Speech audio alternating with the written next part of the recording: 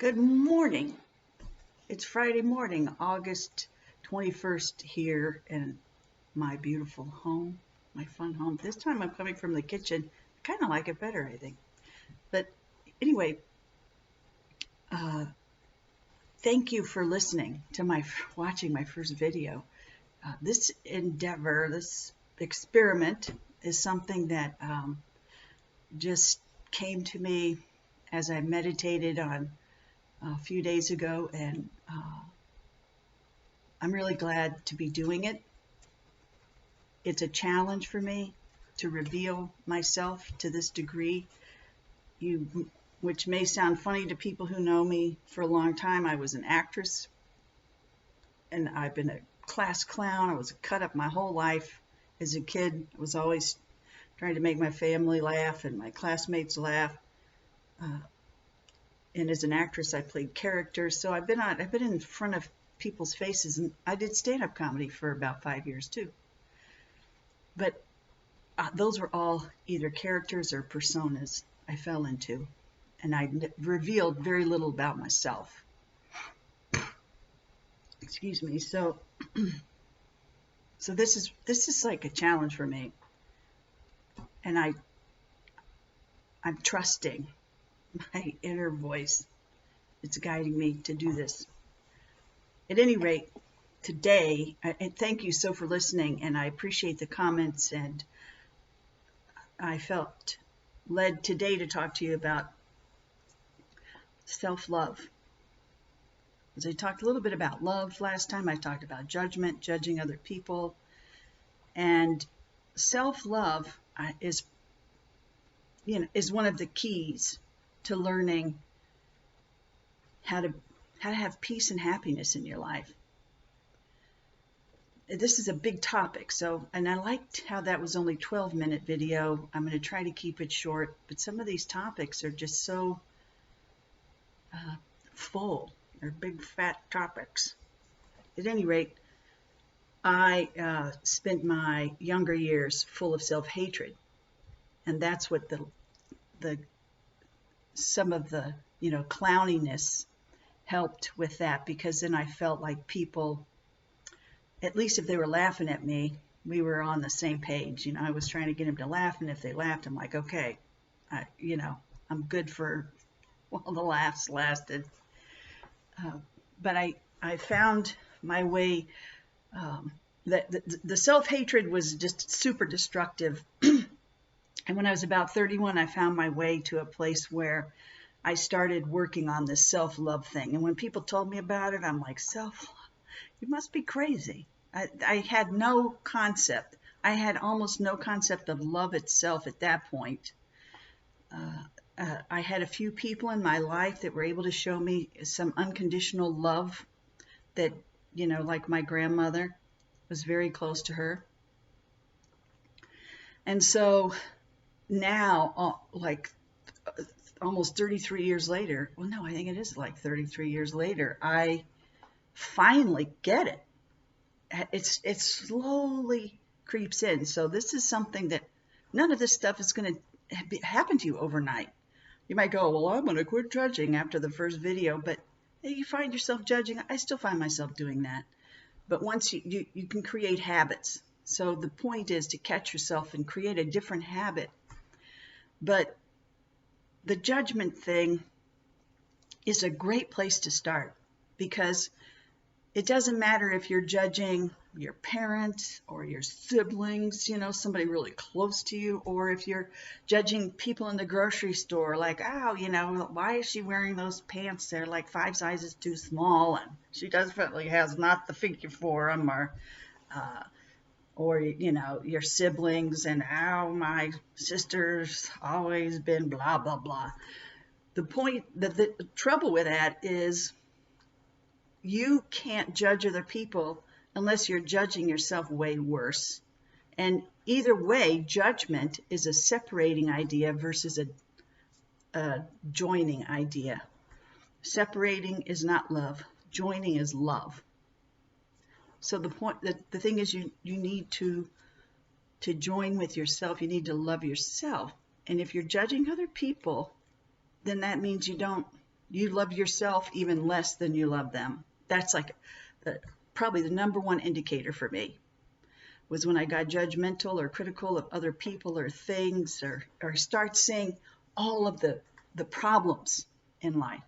Well, why that's, oh, they did a terrible job painting this wall or whatever. All of that had to do with me only. It had to do with me not accepting myself, not loving myself. When you're in a loving place, that's what you see. You see beauty and joy and love all around you. And if you're not seeing that, you have to start with yourself.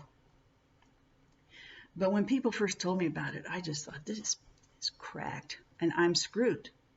I'm screwed. I don't know anything about this stuff. It's a long journey. But just if you consider your life one long experiment, trial and error, just play with it. Just try it. But what comes from self-love, I also had this idea too, that I really like making people feel better or helping people to feel better. I ended up going to, I had like this academic career that was just bananas, okay?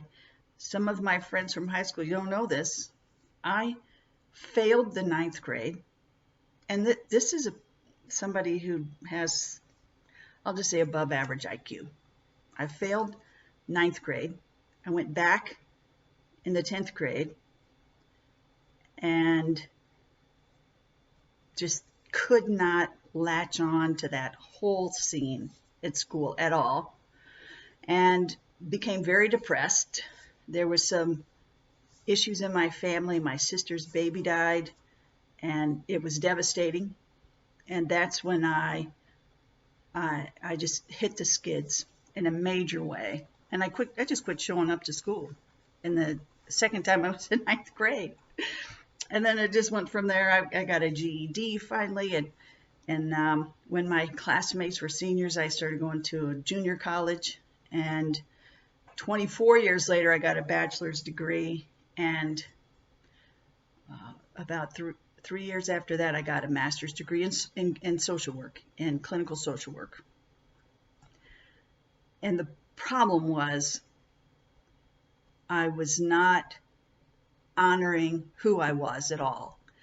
I saw that the way I felt that was a way out of poverty was to have a college education, and it was also a way of helping people. And I was wrong on both counts, because that it was not my scene. I was an actress. I was a performer. But that's okay, because, all of that did work in my favor, because I had a drive my whole life to be the best I could be somehow. I think we all have that. We all have that. I know it's in you too. But in achieving the master's degree helped me to feel like better about myself. It was a huge accomplishment, and I spent a lot of time like trying to talk myself into keep going to class, because I always thought I was a loser. One of the biggest depressions in my life happened when I transferred to a university and crashed in a major way. I even got suicidal, because and the idea that drove it was that I was just a loser, and there's kind of pointless to try anything else. So I think you get the picture about self-hatred piece of the puzzle. I've learned the point of telling you all that is that really all of those things I learned in college did not teach me anything about how to help people, honestly. Because there was a lot of evaluating involved.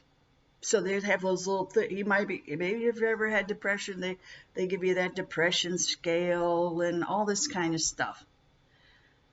And you might, as a therapist, you have to make assumptions about people. You have to you see where people are keep like stumbling and falling. And so you feel like you're kind of taught that you're supposed to help people come to these understandings about themselves. But honestly, in the last, I'll say, well, I learned something every day about helping people. And the best thing I can tell you about helping people and helping yourself is to just love yourself and be still.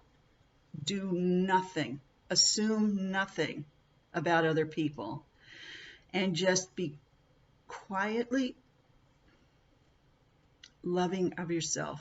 So it means you'll face a lot of pushback from your inner voice. And since I did this first video, I have a whole list of topics for you all, because now we're getting close to 12 minutes, and I don't want to talk for too much longer. I like small little bits because we're busy, you know. That's Sadie, my dog. She's like pacing because she wants to go in and out and in and out. Anyway, I'm off the track. But so it's self-love, okay? And other topics I'm going to talk about are going to come back to that over and over and over again. All of these things, judgment and self-love, they all are tangled up with other things. So the best thing you could do for yourself, your family, your community, for the entire planet is to love yourself. See joy. Try to tap into the joy in you. If you, and I will have other comments about how to make that happen, but honestly, pay attention to who you're judging, because they're just mirroring your inner feelings. These people, these things that you're judging. Catch yourself judging, catch yourself being critical, and stop. And look at yourself and try to figure out what it is you're afraid of, what it is you're disliking, because there's something in there about you not liking yourself for some reason, you know, and it could be so buried that you can't find the nugget of it, or it could be as much as sometimes now, because I kind of have unearthed all this stuff, and I can catch myself now and go, oh, you know what it really is? I'm afraid of this, or I'm afraid of that. I'm afraid. And then I can come back to that loving place, which meditation has helped me. Everybody has a different path of some kind, but meditating helps me to get back into that wonderful, loving place. So look for the next videos.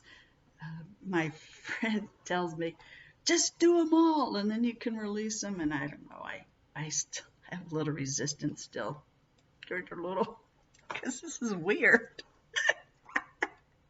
This is so weird. But anyway, I love you. I really do.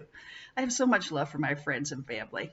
And people I don't even know. I'm just so happy for people. There's a guy mowing the lawn. I'm like, oh, great. He's mowing the lawn again. Like clockwork. He's mowing the lawn over there across the street. I think that's beautiful. That's beautiful. Just this act of tending to the grounds at the building across the street, to me, is fantastic. Little stuff. Yeah. And then you can start to heal other people and help other people, truly help them. Let me know how it goes.